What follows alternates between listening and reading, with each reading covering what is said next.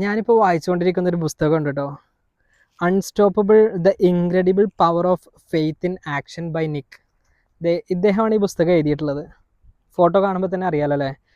കയ്യും കാലും ഒന്നും ഇല്ലാതെ ഡിഫറെൻ്റ്ലി ഏബിൾഡ് ആയിട്ട് ജനിച്ചൊരു വ്യക്തിയാണ് അദ്ദേഹം. ഓസ്ട്രേലിയയിലാണ് അദ്ദേഹം ജനിച്ചത്.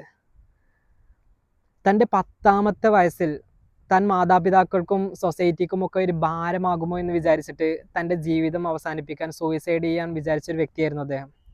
തുടർന്ന് തൻ്റെ പാരൻസിൻ്റെ സപ്പോർട്ട് കൊണ്ടും തനിക്ക് വന്ന ഒരു മെൻ്റൽ ഷിഫ്റ്റ് കൊണ്ടും അദ്ദേഹം ജീവിതം മാറ്റിമറിക്കുകയും ഇന്ന് ലോകമറിയപ്പെടുന്ന ഒരു എഴുത്തുകാരനും വിഖ്യാതനായ ഒരു പ്രാസംഗികനും മോട്ടിവേഷണൽ സ്പീക്കറും ഒക്കെ ആയിട്ട് മാറി.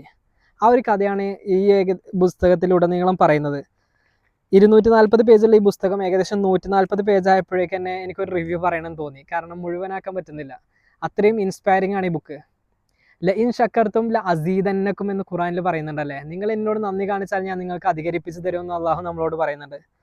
അതുപോലെ തന്നെയാണ് അദ്ദേഹത്തിന് വന്ന ഒരു മെൻ്റൽ ഷിഫ്റ്റ് അദ്ദേഹം ഇതിലൂടെ വിവരിക്കുന്നത്. അതായത് അദ്ദേഹം ആദ്യമൊക്കെ ഫോക്കസ് ചെയ്തിരുന്നത് തനിക്ക് എന്തില്ല, എന്നെ ദൈവം എന്തുകൊണ്ട് ഇങ്ങനെ സൃഷ്ടിച്ചു, എനിക്ക് എന്തുകൊണ്ട് ഇങ്ങനെ ഒരു വിധി വന്നതിനെ കുറിച്ചായിരുന്നു. നേരെ മറിച്ച് ആ ഒരു മൈൻഡ് ഷിഫ്റ്റ് മാറ്റിയിട്ട് അദ്ദേഹം എന്നെ എന്തുകൊണ്ട് അള്ളാഹു ഇത്ര യുണീക്കായിട്ട് സൃഷ്ടിച്ചു, ദൈവം എന്തുകൊണ്ട് എന്നെ ഇത്ര യുണീക്കായിട്ട് സൃഷ്ടിച്ചു എന്നും എനിക്കെന്തൊക്കെ ഈ സൊസൈറ്റിയിലേക്ക് നൽകാൻ പറ്റുമെന്നും തൻ്റെ കഴിവുകൾ എന്താണെന്നും മനസ്സിലാക്കിയിട്ട് അതിനെ ഫോളോ ചെയ്ത് അദ്ദേഹം ജീവിക്കാൻ ശ്രമിച്ചപ്പോൾ ഇന്ന് ലോകമറിയപ്പെടുന്ന ഒരു വ്യക്തിയായിട്ട് അദ്ദേഹം മാറി.